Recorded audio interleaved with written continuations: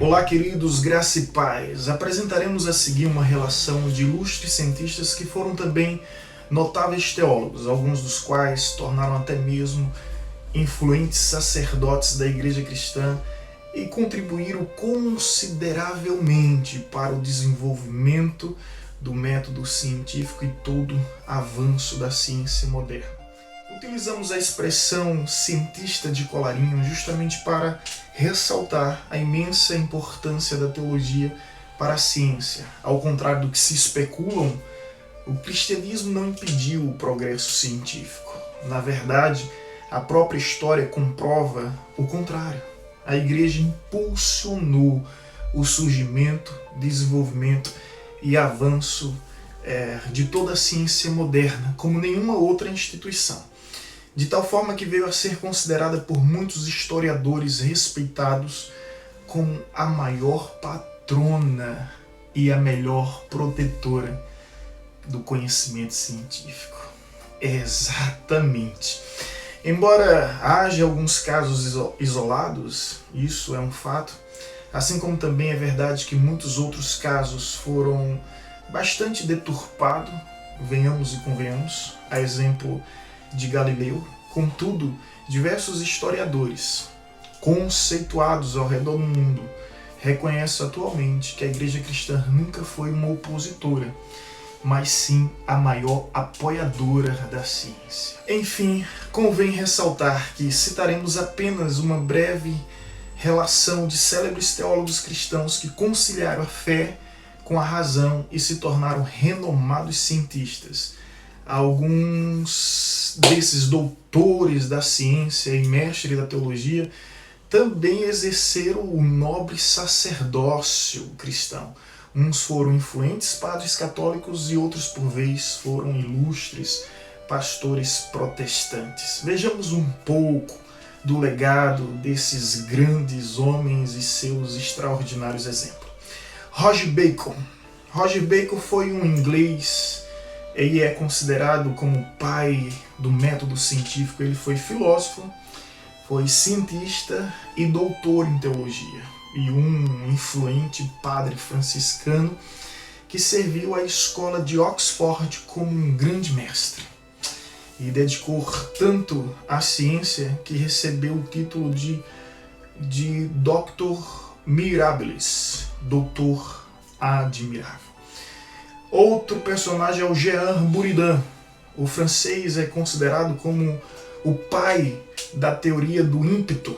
E é exatamente isso, responsável por desenvolver a teoria do impulso, que se tornou uma grande descoberta para o conceito moderno da lei da inércia. Ele foi um padre católico e um dos filósofos mais influentes no final da Idade Média. Um outro personagem também é Nicolau Copérnico. O polonês é considerado como um dos pais da astronomia moderna, responsável por publicar a teoria do heliocentrismo.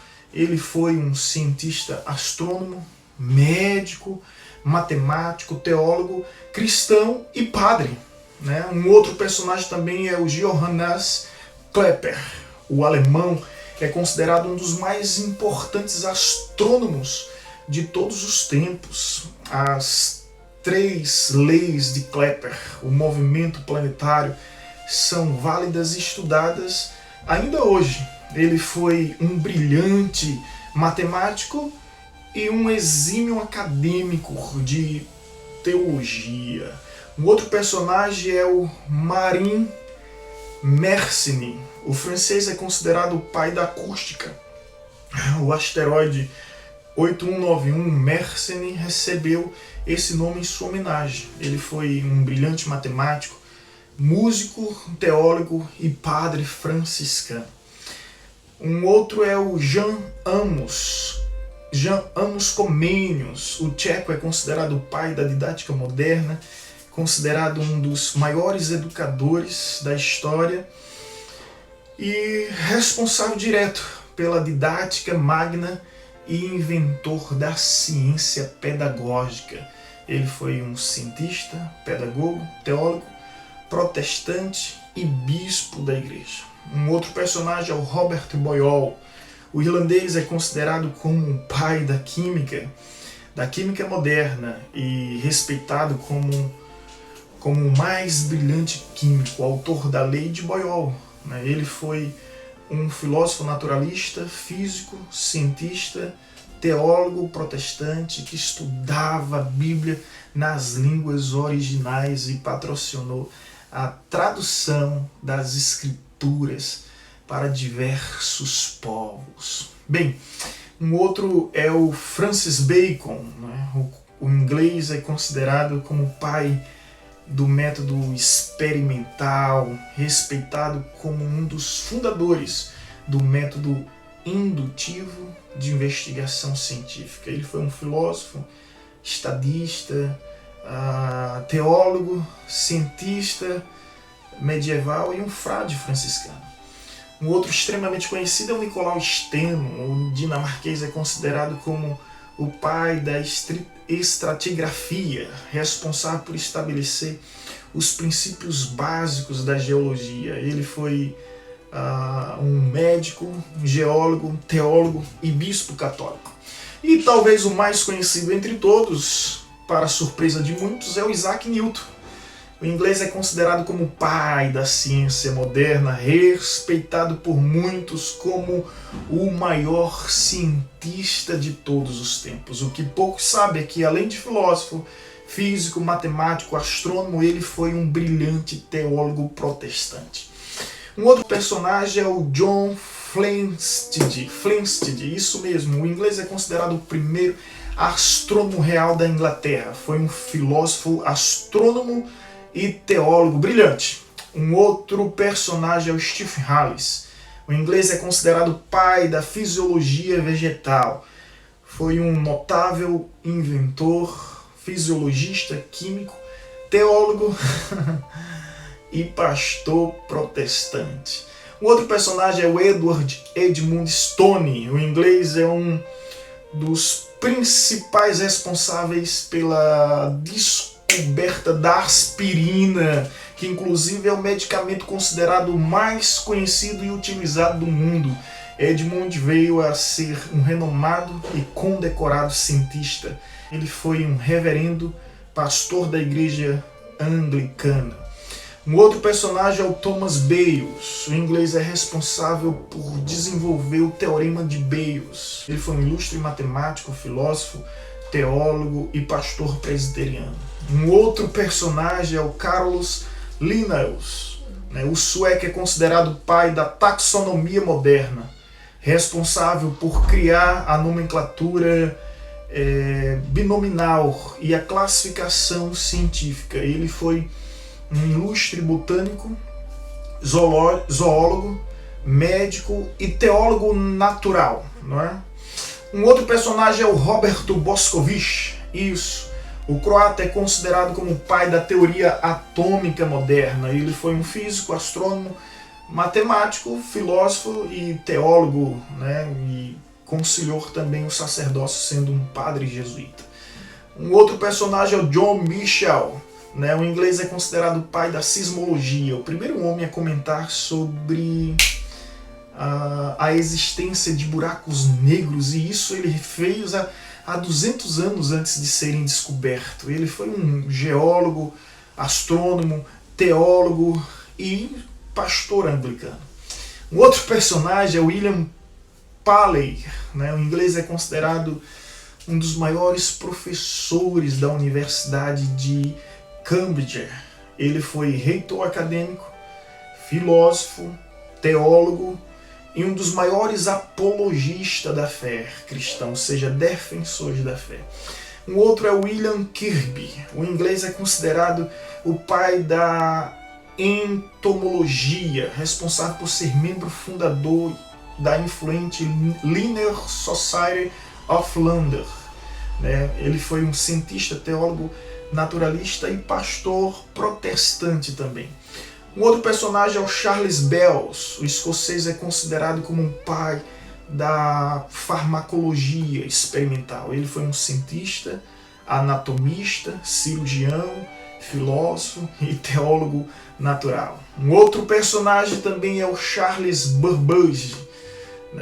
O inglês é considerado como um pai do computador. Ele foi um cientista, matemático, engenheiro mecânico, teólogo natural e um apologista cristão.